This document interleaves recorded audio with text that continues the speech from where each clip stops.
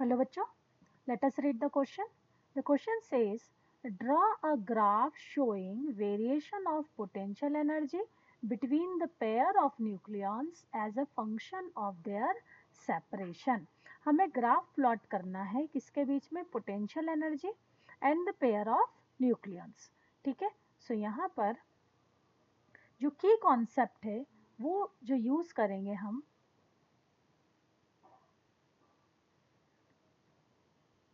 okay, that will be the knowledge of nuclear force, the knowledge of nuclear force.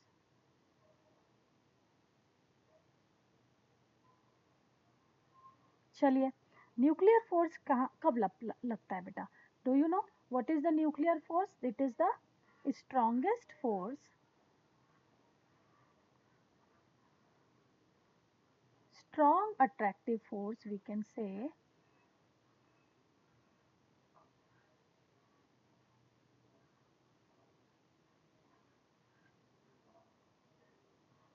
that bind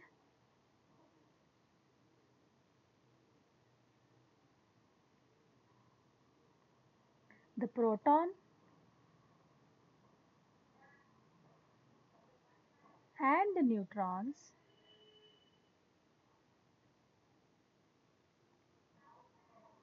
together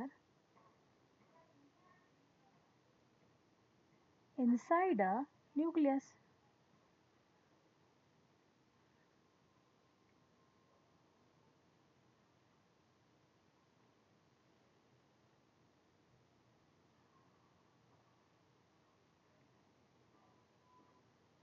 okay, तो actual में nuclear force क्या है? Nuclear force वो strong force है जिसके कारण एक न्यूट्रॉन और एक प्रोटॉन न्यूक्लियस के अंदर बाइंड होके जुड़ के रहते हैं.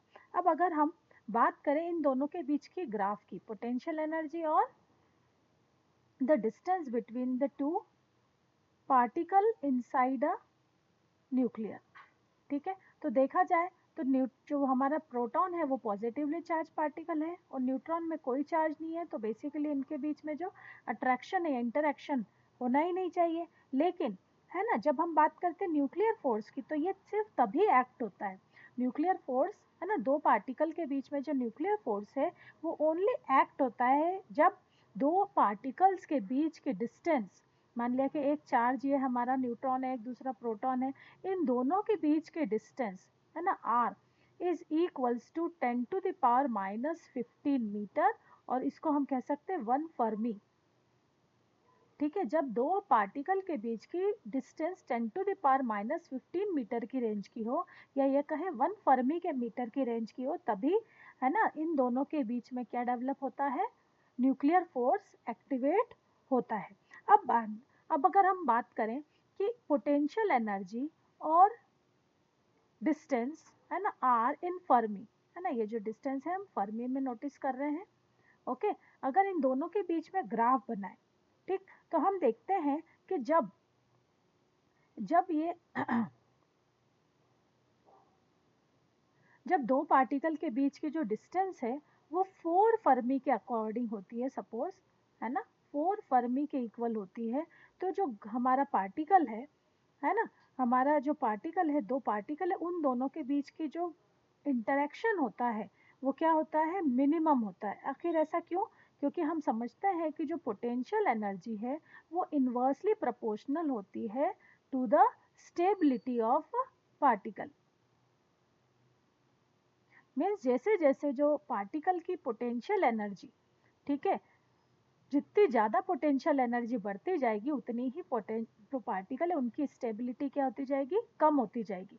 मीन्स किसी न्यूक्लियस को स्टेबल बनाने के लिए उसकी जो पोटेंशियल एनर्जी होनी चाहिए वो क्या होनी चाहिए, मिनिमम होना चाहिए. और यही इन दोनों के बीच में ग्राफ है कि जो न्यूक्लियन को स्टेबल, मतलब न्यूक्लियस के अंदर एक प्रोटॉन और न्यूक्लियन को स्टेबल उसको मूव करने के लिए अट्रैक्टिव, इतने स्ट्रांगली अट्रैक्ट रहने के लिए, इतना सॉलिड होता है हमारा न्यूक्लियस कि उन दोनों को स्टेबल बनाने के लिए उनकी जो पोटेंशियल एनर्जी होनी चाहिए वो मिनिमम होनी चाहिए.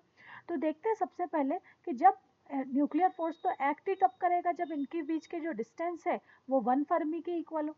अब अगर 4 फर्मी डिस्टेंस होती है, ठीक है, 4 फर्मी डिस्टेंस होती है, तो हमारा जो ग्राफ है, ठीक है, हमारा जो ग्राफ है वो कैसा चलता है हमारा, ठीक है, पोटेंशियल एनर्जी मिनिमम होती है, ठीक है, लेकिन जैसे जैसे हम 4 फर्मी से क्लोज लाते जाते हैं, 4 फर्मी के क्लोज लाते जाते हैं, तो हम देखते हैं कि हमारी जो पोटेंशियल एनर्जी है वो क्या होती जा रही है, डिक्रीज होती जा रही है।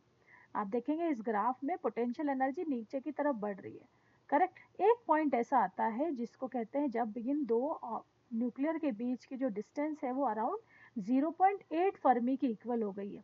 ये वो पॉइंट है जब तक, है ना, दो पार्टिकल इतने क्लोज आए हैं कि उनके जो पोटेंशियल एनर्जी उनके बीच की वो मिनिमम हो गई, यहाँ पर हम कह सकते हैं मिनिमम पोटेंशियल एनर्जी, ठीक है,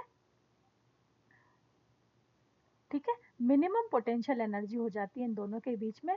तो इस समय जो हम कह सकते हैं क्योंकि डिस्टेंस उनकी 0.8 एम डिक्रीज हुई है, तो मीन्स स्टेबिलिटी जो है ना, स्टेबिलिटी है वो बहुत ज़्यादा इंक्रीज हुई है। तो यहाँ पर इस पॉइंट पर हम कह सकते हैं at this point potential energy minimum होगी, या हम कहेंगे कि स्टेबिलिटी जो होगी वो क्या होगी, मैक्सिमम होगी। और स्टेबिलिटी अगर मैक्सिमम है तो इस पर हम कहेंगे यहाँ पर किसी दो पार्टिकल के बीच में स्ट्रॉन्ग न्यूक्लियर या स्ट्रॉन्गेस्ट न्यूक्लियर फोर्स लगता है, ठीक है, स्ट्रॉन्गेस्ट न्यूक्लियर फोर्स डेवलप होता है। अब अगर इसके बाद 0.8 फर्मी के बाद अगर दो पार्टिकल को और क्लोज लाया जाता है, तो अब पोटेंशियल एनर्जी क्योंकि अपने मिनिमम लेवल पे थी, तो अब पोटेंशियल एनर्जी और कम नहीं होगी, बल्कि अब पोटेंशियल एनर्जी क्या होने लगेगी, बढ़ने लगेगी, ठीक है। तो धीरे धीरे ये पोटेंशियल एनर्जी क्या होती जाती है, बढ़ती जाती है, even though the distance between them is increasing, ठीक है। इस तरह से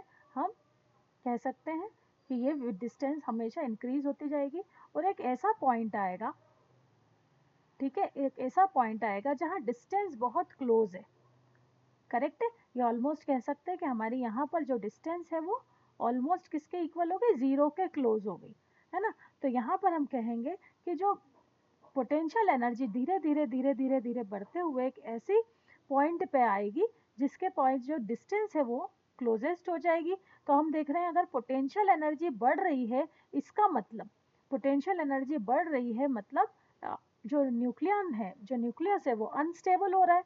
अनस्टेबल हो रहा है मतलब दो न्यूक्लियस के बीच में, दो न्यूक्लियस के बीच में जो ये शेडेड ये रीजन हम बना देते हैं इसको, ये जो फोर्स लग रहा है, अब वो कौन सा फोर्स लग रहा है, रिपल्सिव फोर्स लग रहा है। क्योंकि अगर अनस्टेबल है न्यूक्लियस मतलब वहां दोनों जो पार्टिकल हैं वो आपस में एक दूसरे को क्या कर रहे हैं, रिपल कर रहे हैं, ठीक है।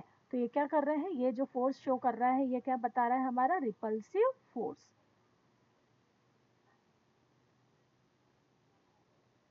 है ना। यहाँ पर हमारे जो पार्टिकल है वो एक दूसरे को क्या कर रहे हैं, रिपेल कर रहे हैं। तो ये एरिया हमारा बताता है कि दोनों पार्टिकल एक दूसरे को रिपेल कर रहे हैं। लेकिन इसकी जगह अगर हम बात करें दिस एरिया की, ये है ना, इस एरिया में हमारे जो पार्टिकल हैं वो एक दूसरे को क्या कर रहे हैं, है ना, पोटेंशियल एनर्जी डिक्रीज होती जा रही है, मतलब जो स्टेबिलिटी ऑफ न्यूक्लियस जो है वो बढ़ती जा रही है। तो यहाँ पर हम कहेंगे कि ये जो एरिया है वो ये शो कर रहा है कि दोनों पार्टिकल के बीच में कौन सा फोर्स लग रहा है, अट्रैक्टिव फोर्स,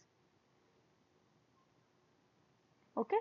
सो हमने यहाँ एक ग्राफ प्लॉट किया है किसके बीच में, potential energy and the pair of nucleon के बीच में as a function of their separation, जैसे जैसे वो एक दूसरे से सेपरेट होते जा रहे हैं। Indicate the region in which the nuclear force is attractive and repulsive. तो हमने बता दिया है कि ये जो रीजन है यहाँ न्यूक्लियर फोर्स अट्रैक्ट होता है, और ये जो रीजन है वो यहाँ पर ये बता दिया है कि यहाँ पर जो न्यूक्लियर फोर्स है वो क्या होता है,